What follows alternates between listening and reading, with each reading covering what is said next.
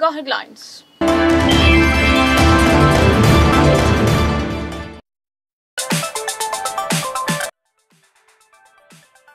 ఆసుపత్రుల వ్యర్థాలను సక్రమంగా నిర్వీర్యం చేయాలని సూచనలు.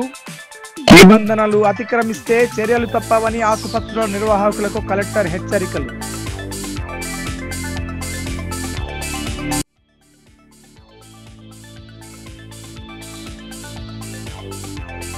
బీసీ రిజర్వేషన్లు సాధించిన తర్వాతే స్థానిక సంస్థలకు ఎన్నికలు. బీసీ రిజర్వేషన్లకు కట్టుబడి ఉన్నామని మీడియా సమావేశంలో మంత్రి వాకిటి శ్రీహరి వ్యాఖ్యలు.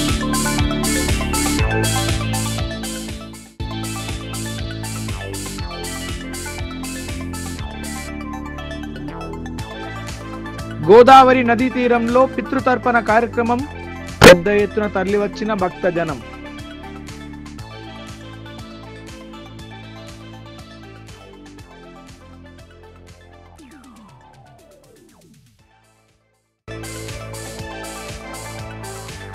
లొంక రామలింగేశ్వర ఆలయంలో పోలీస్ కమిషనర్ ప్రత్యేక పూజలు. ఆలయ విశిష్టతను సిపి సాయి చైతన్యకు వివరించి సన్మానించిన ఆలయ కమిటీ సభ్యులు.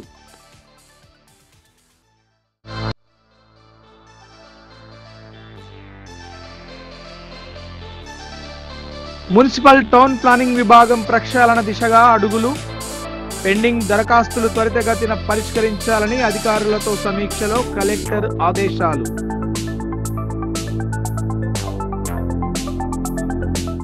అది ప్రసిద్ధిగాంచిన రామలింగేశ్వర ఆలయం. ఈ ఆలయానికి ఎంతో ప్రతిష్టత ఉంది. శ్రీరాముల వారు అరణ్యవాసం చేస్తున్న సమయంలో ఈ ప్రాంతంలో సంచరించారన్న పురాణ కథలు ఉన్నాయి. ఇసుకతో ఈ లింగాన్ని తయారు చేసి పూజలు జరిపారని చెబుతుంటారు. ఈ ఆలయంలో జిల్లా పోలీస్ కమిషనర్ పూజలు జరిపి లింగాష్టకాన్ని చదివి తరించారు. సిరికొండ మండలంలో గల దట్టమైన అడవిలో ఉన్న లొంక రామలింగేశ్వర స్వామి ఆలయాన్ని గురువారం Nizamabad police commissioner P Sai Chaitanya దర్శించుకున్నారు. మొదటగా పుష్కరంలో స్నానం ఆచరించి స్ఫటికలింగానికి లింగాష్టకం చదివి పూజలు చేశారు. మహాన్యాస పూర్వక రుద్రాభిషేకం, ప్రత్యేక పూజలు జరిపారు. అనంతరం ఆలయ క్షేత్రం పరిసరాలను పరిశీలించారు. దట్టమైన అడవిలో 2 కొండల మధ్య వెలసిన ఈ క్షేత్రం చాలా ప్రసిద్ధి ఉందన్నారు. పచ్చని చెట్లు, నీటి సెలయేళ్లు, ఆహ్లాదకరమైన వాతావరణం ఉందన్నారు. ఆలయ కమిటీ సభ్యులు సిపి సాయి చైతన్యను శాలువాతో సన్మానించారు. కార్యక్రమంలో దర్పల్లి సిఐ భిక్షపతి, ఆలయ పండితుడు జండాల నాగరాజ్, ఆలయ కమిటీ సభ్యులు పాల్గొన్నారు. నవిపీట మండలం యంచ గ్రామంలో పవిత్ర గోదావరి నది ఒడ్డున గల శ్రీ జగదాద్రి దేవి ఆలయంలో నిర్వహించిన మహాలయ పితృతర్పణం మహా కార్యక్రమానికి విశేష స్పందన లభించింది. ప్రజల శ్రేయస్సును కాంక్షిస్తూ తమ పూర్వీకులకు తర్పణాలు సమర్పించేందుకు గాను ఆలయ వ్యవస్థాపకుల ఆధ్వర్యంలో ఉచితంగా కార్యక్రమం నిర్వహించడం ఎంతో గొప్ప విషయమని పలువురు భక్తులు వ్యాఖ్యానించారు. శ్రీ ఓం జగదాద్రి దేవి ఆలయంలో అవభరణి నక్షత్ర యుక్త సామూహిక పితృపక్ష మహోత్సవ కార్యక్రమాన్ని శ్రీ ఓం స్వర్ణకమల లక్ష్మి అమ్మ ఆధ్వర్యంలో నిర్వహించుకోవడం జరిగిందని ఆలయ పిఆర్ఓ రామ్మూర్తి తెలిపారు. శుక్రవారం ఉదయం 9 గంటలకు ప్రారంభమైన కార్యక్రమం మధ్యాహ్నం 12 గంటల వరకు కొనసాగినట్టు తెలిపారు. అనంతరం గోదావరి నదిలో పుణ్య స్నానం ఆచరించిన భక్తులు ఆలయ నిర్వాహకుల ఆధ్వర్యంలో ఏర్పాటు చేసిన అన్నదాన కార్యక్రమంలో పాల్గొన్నారు. గోదావరి నదీ తీరాన సుప్రసిద్ధ వాసరామవారి ఆలయ సమీపాన గల యంచ గ్రామంలో 33 కోట్ల దేవతల అభిష్టం మేరకు సృష్టికర్త జగన్మాత అయినటువంటి ఓం శ్రీ జగదాత్రి దేవి అమ్మవారి దివ్య సంకల్పాన్ని సహకారం చేసేందుకు గాను అష్టాదశ శక్తుల మేలు కలయిక అయినటువంటి ఓం శ్రీ దేవి అమ్మ శ్రీ ఓం స్వర్ణలక్ష్మి అమ్మవారి సుదీర్ఘ 41 రోజుల పాటు జల అగ్ని యందు తపస్సు చేసిన అనంతరం సుదీర్ఘ తపస్సు చేయటకు జీవనది అయినటువంటి గోదావరి నదీ తీరంలో అమ్మవారు ఇప్పటికీ నడియాడడం మన పూర్వజన్మ సుకృతమని భక్తులు పేర్కొన్నారు. ఈ సందర్భంగా శ్రీ ఓం స్వర్ణకమల లక్ష్మి అమ్మ మాట్లాడుతూ పూర్వ మహాభారత యుద్ధం ముగిసిన అనంతరం యుద్ధంలో వీరమరణం పొందిన సైనికులకు వంశస్థులు ఎవరు లేకపోవడంతో వారికి తర్పణాలు ఎవరు పెడతారని శ్రీకృష్ణుని ఓ భక్తుడు అడగగా యుద్ధంలో వీరమరణం పొందిన వారికి తానే స్వయంగా తర్పణాలు చేస్తానని శ్రీకృష్ణుడు భక్తుడికి తెలియపరచాడని, జీవనది తీరాన తర్పణాలు అందజేస్తే మరణించిన వారి ఆత్మలకు 1000 కోట్ల జన్మల పుణ్యం లభిస్తుందని శ్రీకృష్ణుడు తెలిపారని చెప్పారు. వేద బ్రాహ్మణులచే ప్రత్యేక హోమం నిర్వహించి పూర్ణాహుతి చేసిన అనంతరం పితృపక్ష పిండ ప్రదానం చేయడం జరిగిందని అన్నారు. పితృపక్షం కార్యక్రమంలో పంచశక్తి పీఠం తరపున భూలోకంలో ఉన్న అన్ని రకాల జీవరాశులు అనాథలుగా మరణించిన వారికి పిండ ప్రదానం నిర్వహించడం జరిగిందని అన్నారు. ప్రతి సంవత్సరం పితృపక్ష రోజులలో ఇట్టి కార్యక్రమం నిర్వహించడం జరుగుతుందని ఆమె తెలిపారు. కార్యక్రమంలో ఆలయ పీఠాధిపతి జ్ఞానశక్తియేంద్ర స్వామితో పాటు తెలంగాణ వ్యాప్తంగా పలు జిల్లాల నుండే కాకుండా తమిళనాడు, కర్ణాటక రాష్ట్రాల భక్తులు, ఎంచ గ్రామస్తులు పాల్గొన్నారు. ఆ అమావాస్య దాటు ఆ 15 రోజు ఉండేదే పితృపక్షం అనేది. ఈ పితృపక్షం మగత్వం ఏముంది? పితృ అంటే ఎవరు? మన సొంత వాళ్ళు ఎవరెవరు చనిపోయినారో, మన పెద్దవాళ్ళు ఎవరెవరు చనిపోయినారో వాళ్ళందరినీ పితృ అంటారు.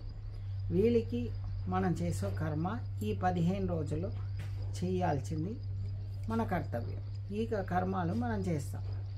ఈ పితృకర్మ ఈ 15 రోజులు వాళ్ళకే చేయాలంటే మన బంధువులు, మన ఫ్రెండ్స్, ఇట్లా బంధువులు అందరికీ చేయవచ్చు అనేది ఈ 15 రోజులు మన అందరికీ చేస్తే వాళ్ళ ఆత్మ పితృలోకంలో పోయి చేరుకుంటుంది.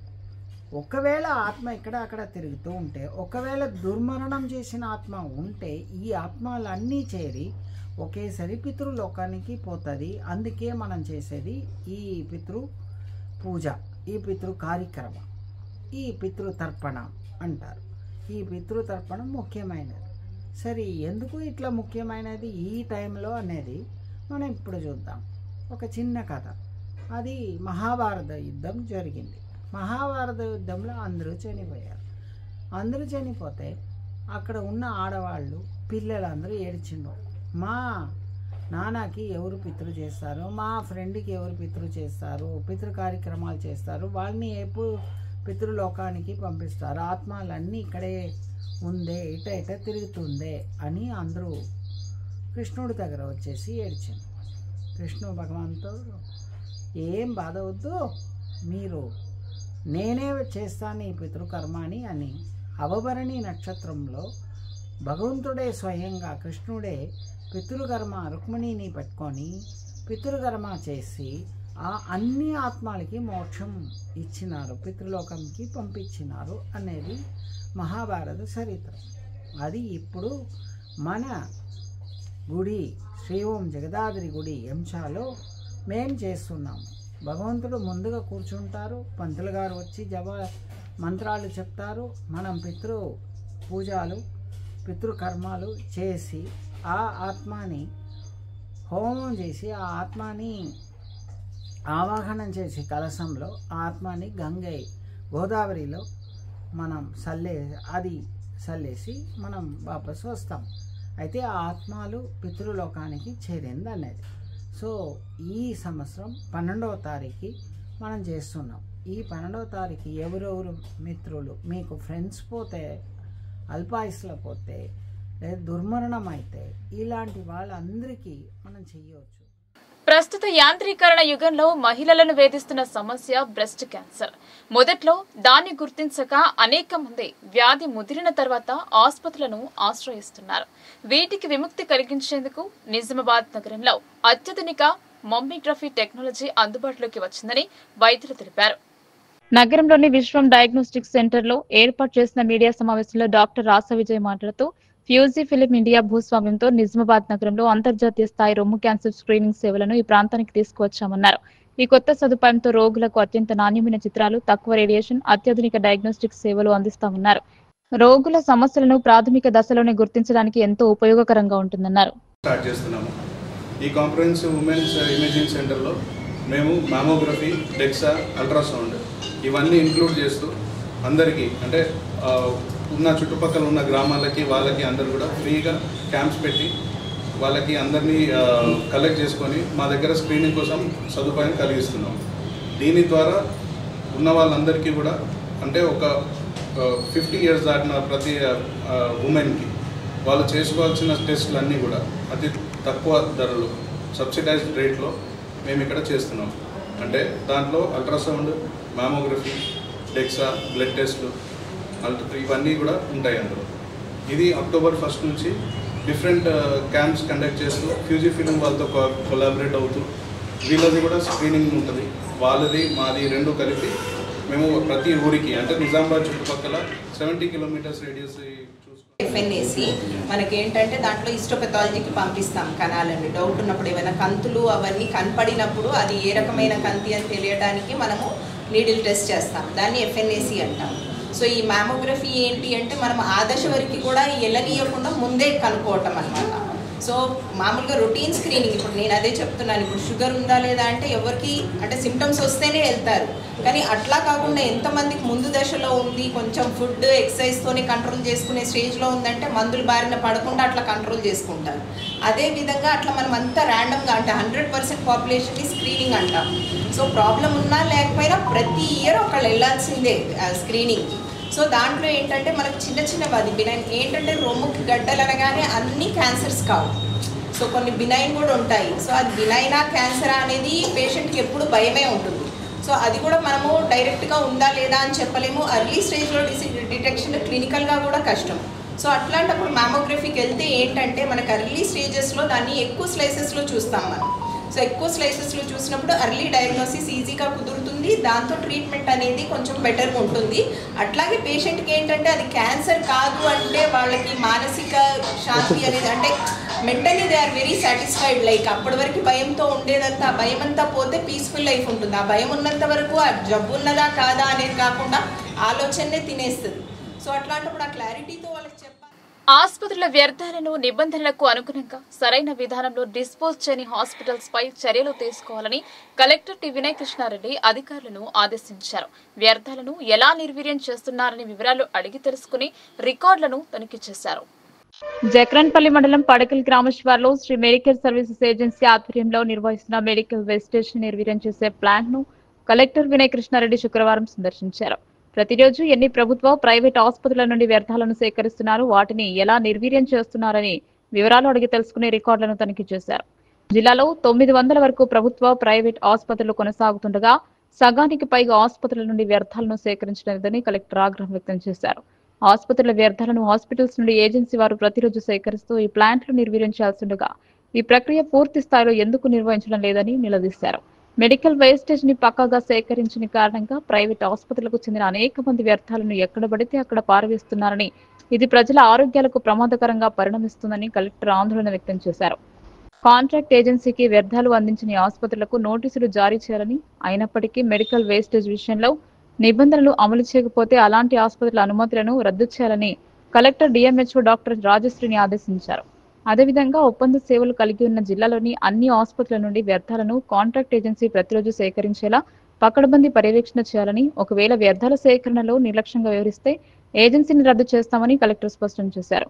వ్యర్థాలను నిర్వీర్యం చేసే పనులలో పాల్గొంటున్న సిబ్బంది ఆరోగ్య పరిరక్షణ విషయంలో ప్రత్యేక జాగ్రత్తలు తీసుకోవాలని, వారు అనారోగ్యాల బారిన పడకుండా తగిన టీకాలు ఇప్పించాలని ఏజెన్సీ నిర్వాహకులకు సూచించారు. ఏజెన్సీ పనితీరును క్రమం తప్పకుండా పర్యవేక్షణ జరపాలని కాలుష్య నియంత్రణ మండలి ఏఈ మానసను ఆదేశించారు. అనంతరం నిజామాబాద్ జిల్లా కేంద్రంలోని గంగస్థాన్ ఫేజ్ 1లో గల సెంట్రల్ డ్రగ్ స్టోర్ ను కలెక్టర్ టి వినయ్ కృష్ణారెడ్డి శుక్రవారం ఆకస్మికంగా తనిఖీ చేశారు. సిడిఎస్ లో రికార్డులలో పొందుపరిచిన దానికి అనుగుణంగానే ఔషధ నిల్వలు అందుబాటులో ఉన్నాయా అని పరిశీలించారు. ఔషధాలను ఎక్కడి నుండి సమకూరుస్తారు, సిడిఎస్ ద్వారా వివిధ పిహెచ్సిలకు వాటిని ఎలా చేరవేరుస్తారు తదితర వివరాలను అడిగి తెలుసుకున్నారు. ఇండెంట్ వచ్చిన వెంటనే తాత్సారం చేయకుండా ప్రాథమిక ఆరోగ్య కేంద్రాలకు ఔషధాలు పంపించాలని, ప్రస్తుత వర్షాకాలంలో సీజనల్ వ్యాధులు ప్రబలే ప్రమాదం ఉన్నందున అన్ని రకాల ఔషధాలు అందుబాటులో ఉండేలా చర్యలు తీసుకోవాలని ఫార్మసిస్ట్ గంగాధర్ ను ఆదేశించారు. బీసీ రిజర్వేషన్లు సాధించాకే స్థానిక సంస్థల ఎన్నికలకు వెళతామని రాష్ట్ర పశుసంవర్ధక, క్రీడలు, యువజన శాఖ మంత్రి వాకిటి శ్రీహరి పునరుద్ఘాటించారు. బీసీలకు 42% రిజర్వేషన్లకు కట్టుబడి ఉన్నామని ఆయన స్పష్టం చేశారు. రాష్ట్ర పశుసంవర్ధక, క్రీడలు, యువజన శాఖ మంత్రి వాకిటి శ్రీహరి శుక్రవారం నిజామాబాద్ లో పర్యటించారు. ఈ సందర్భంగా Nizamabad rural MLA doctor Bhupathi Reddy camp కార్యాలయంలో మంత్రి మీడియాతో మాట్లాడారు. బీసీలు, బడుగు బలహీన వర్గాల సంక్షేమానికి కాంగ్రెస్ పార్టీ ప్రాధాన్యతనిస్తుందని ఆయన పేర్కొన్నారు. గరీబీ హఠావ్ అనేది కాంగ్రెస్ పార్టీ నినాదమని, మాట ఇస్తే తప్పని పార్టీ కాంగ్రెస్ అని మంత్రి శ్రీహరి చెప్పారు. బీసీ రిజర్వేషన్ బిల్లుకు ఇంకా గవర్నర్ ఆమోదం లభించలేదని ఆయన పేర్కొన్నారు. ఇందుకోసం బీజేపీపై ఒత్తిడి తెస్తున్నామన్నారు. ఎరువుల కొరతకు కేంద్ర ప్రభుత్వమే కారణమని మంత్రి ఆరోపించారు. మీడియా సమావేశంలో rural MLA doctor Bhupathi Reddy, Bhupalpally MLA Satyanarayana Rao పాల్గొన్నారు. మహేష్ అన్న గారి సూచన మేరకు ఆయన పిసిసిగా 15వ తారీఖు రోజు వరకు సంవత్సరం పూర్తయిన సందర్భంలో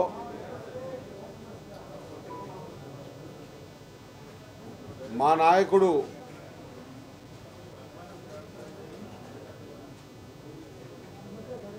కన్యాకుమారి నుంచి కాశ్మీర్ వరకు పాదయాత్ర చేస్తున్న సందర్భంలో ఆయన చూసిన ప్రాక్టికల్గా మాట్లాడి బీద బడుగు బలహీన వర్గాలు ఆ ప్రయాణం అంతా 4180 కిలోమీటర్ల ప్రయాణంలో ఆయన చూసింది ఏంటంటే ఈ దేశంలో పార్లమెంట్ కానీ అసెంబ్లీ కానీ కడపదొక్కని వెనుకబడ్డ జాతులు ఇంకా ఎన్నో ఉన్నాయి. వారందరికి కూడా న్యాయం జరగాలంటే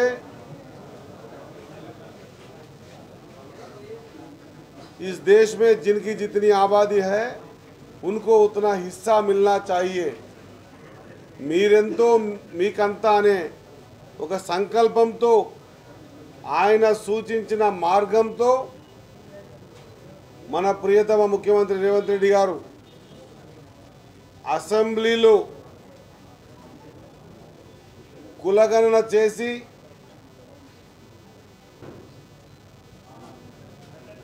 ఎంపెరికల్ డాటా ప్రకారంగా సైంటిఫిక్గా ఈ రాష్ట్రంలో ఎవరి జనాభా ఎంత ఉంది, ఆ జనాభా ప్రకారంగా రాహుల్ గాంధీ గారు చెప్పినటువంటి మాట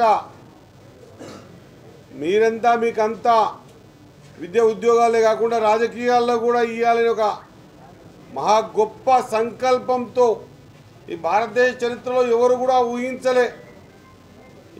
కూడా ఊహించనివి చేసేదే బీద బడుగు బలహీన వర్గాల గురించి ఆలోచన చేసేదే కాంగ్రెస్ పార్టీ. కాబట్టి ఆనాడు ఇందిరమ్మ గారు రోటీ కపడా మకాన్ అయినా గరీబీ హటావో అయినా ఆ తర్వాత అంచెలంచెలుగా ఈ టెక్నాలజీని మన రాజీవ్ గాంధీ మనకు పరిచయం చేసే సందర్భం కానీ బ్యాంకులను జాతీయం చేయడం కానీ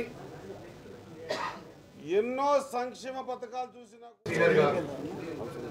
వారు ఎనిమల్ హస్బెండరీ, ఫిషరీస్, అదేవిధంగా స్పోర్ట్స్ సంబంధించినటువంటి శాఖలు నిర్వహిస్తూ మరి 15వ తారీఖు నాడు నిర్వహించబోయే కాంగ్రెస్ పార్టీ బహిరంగ సభకు దాని ప్రిపరేటరీ విధంగా మొన్న కామారెడ్డిలో మనం మీటింగ్ ఏర్పాటు చేసుకున్నాం.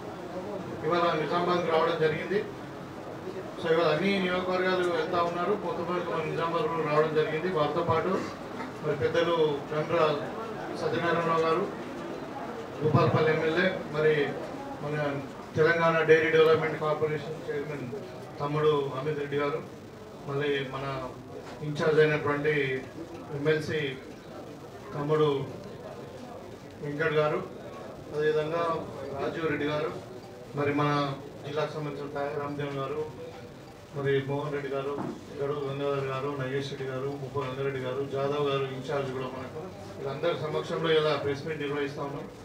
దీని యొక్క ముఖ్య ఉద్దేశం కామారెడ్డిలో చెప్పినట్టు మొన్న కామారెడ్డిలో ఏదైతే మనం పెద్ద బహిరంగ సభ ఏర్పాటు చేద్దామని అనుకుంటున్నామో 15వ తారీఖు నాడు, దానికి పెద్ద ఎత్తున నిజామాబాద్ జిల్లా నుండి, ముఖ్యంగా నిజామాబాద్ రూరల్ కాన్స్టిట్యున్సీ, ఎందుకంటే కామారెడ్డి జిల్లాకు ఆనుకొని ఉంటుంది కాబట్టి దగ్గర, ఇది ఒక మన నియోజకవర్గం ఎక్కువ దగ్గర కాబట్టి మరి ఇక్కడ నుండి పెద్ద ఎత్తున మరి దగ్గర ఒక 15,000 మంది తగ్గకుండా ఒక కాన్స్టిట్యున్సీకి టార్గెట్గా పెట్టుకొని ఇవాళ మనము నిర్ణయం తీసుకున్నాం. కాబట్టి దానికి తగ్గట్టు సరైనటువంటి అన్ని కూడా అంటే ప్రోగ్రామ్ అంతా కూడా చేస్తూ ఉన్నాం. దానికి ఇవాళ ఇన్ఛార్జ్లు వచ్చి ఇక్కడ మీతో మాట్లాడుతూ ఉన్నారు. మీరు అందరూ చూస్తూ ఉన్నారు. ఇవాళ టీఆర్ఎస్ తర్వాత బీజేపీ కలిసి ఏ విధంగా ఏదైనా నాటకాలు ఆడుతూ ఉన్నారు. మరి కాంగ్రెస్ పార్టీ మొదటి నుండి కూడా 42% రిజర్వేషన్ ఇస్తామని చెప్పి కట్టుబడి ఉంది. దానికి సంబంధించినటువంటి చర్యలన్నీ కూడా మేము తీసుకున్నాం. అంటే బీసీ కులగణన చేయడం కానీ, అదేవిధంగా మరి అంటే ఒక ఎంపెరికల్ డేటాతో ఇవాళ మనము మరి బిల్లు పెట్టడము, దానికి రాష్ట్రపతికి పంపించడము, ఇవన్నీ కూడా జరిగినాయి. అంటే కాంగ్రెస్ పార్టీ యొక్క చిత్తశుద్ధిని మేము నిరూపించుకున్నాము. ఇప్పుడు అక్కడ జనరల్ మంత్రి దగ్గర మనం ధర్నా చేసినాం.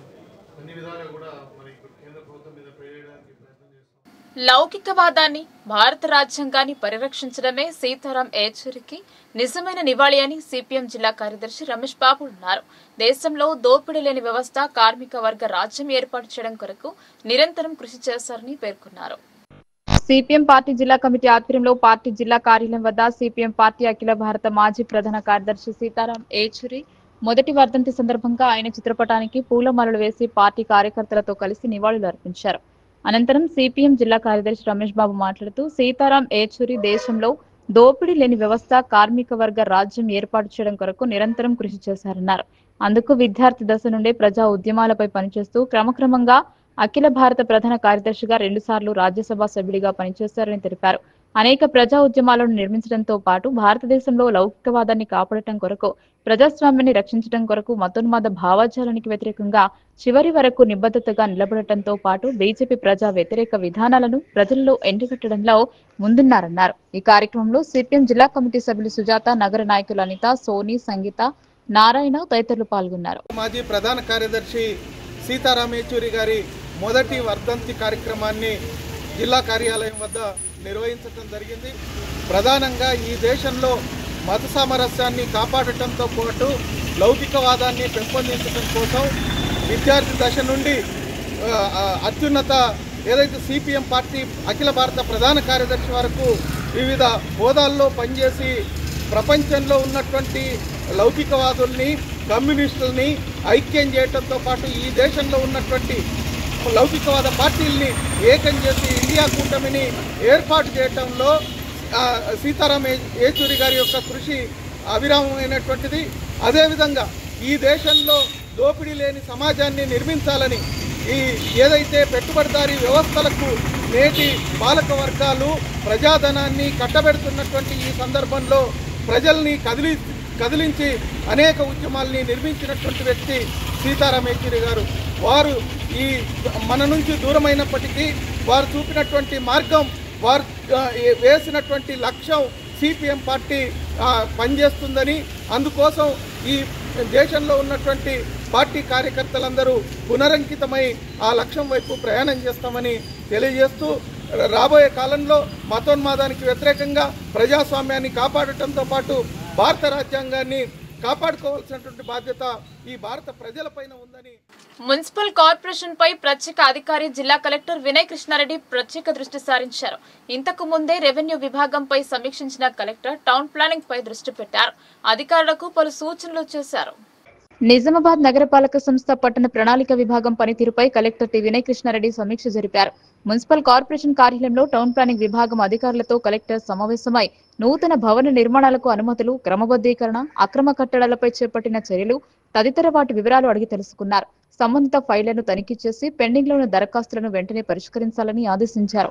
ఎల్ఆర్ఎస్ రుసుము చెల్లించిన వారికి త్వరితగతిన క్రమబద్దీకరణ ప్రాసెసింగ్స్ అందించాలన్నారు.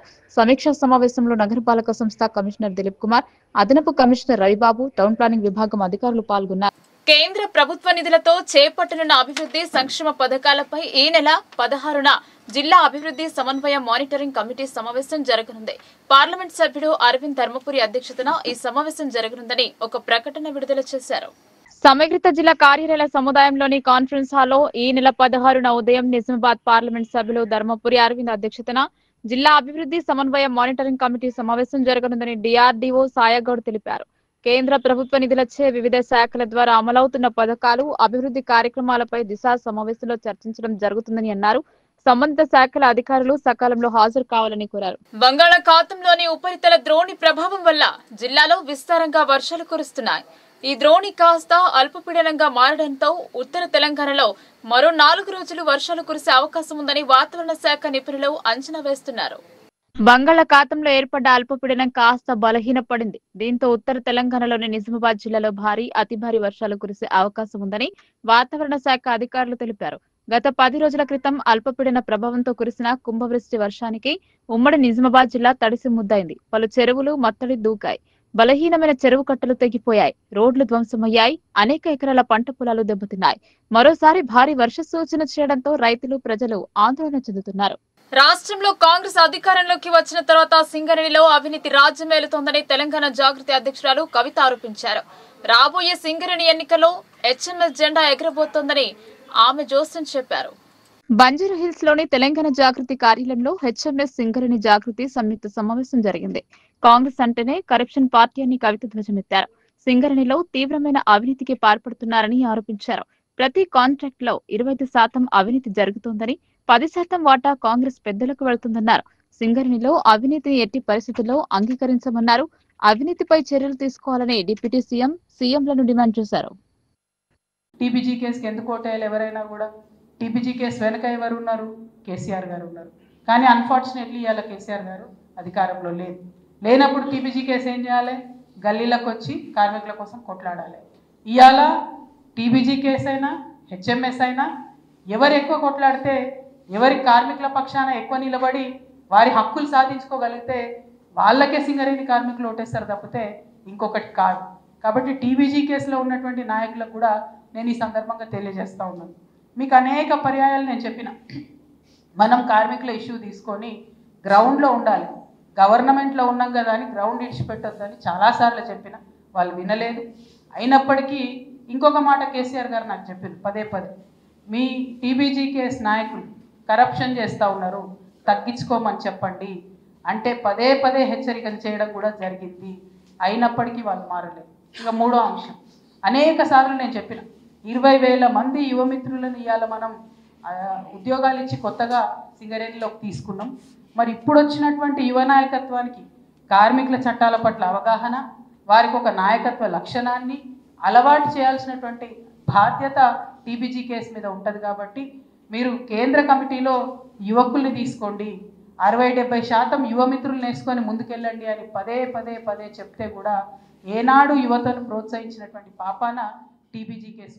వార్తలు ముగించే ముందు హెడ్లైన్స్ మరోసారి. ఆసుపత్రుల వ్యర్థాలను సక్రమంగా నిర్వీర్యం చేయాలని సూచనలు. నిబంధనలు అతిక్రమిస్తే చర్యలు తప్పవని ఆసుపత్రుల నిర్వాహకులకు కలెక్టర్ హెచ్చరికలు.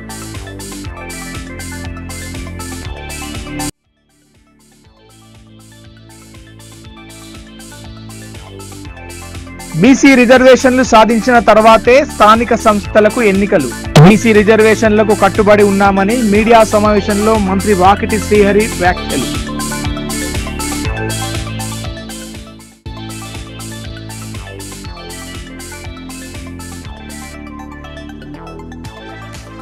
గోదావరి నదీ తీరంలో పితృతర్పణ కార్యక్రమం, పెద్ద ఎత్తున తరలివచ్చిన భక్తజనం.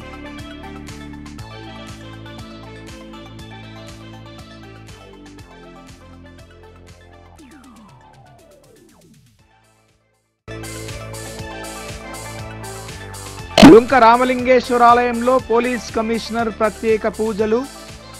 ఆలయ విశిష్టతను సిపి సాయి చైతన్యకు వివరించి సన్మానించిన ఆలయ కమిటీ సభ్యులు.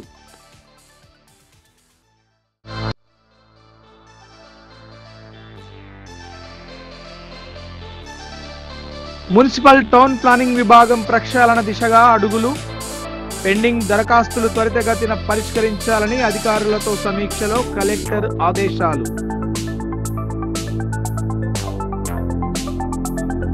ఈ వార్తలు ఇంతటితో సమాప్తం. తిరిగి ప్రసారమయ్యే వార్తల్లో మళ్ళీ కలుద్దాం. అంతవరకు చూస్తూనే ఉండండి మీ లోకల్ న్యూస్, మన ఊరు మన వార్త.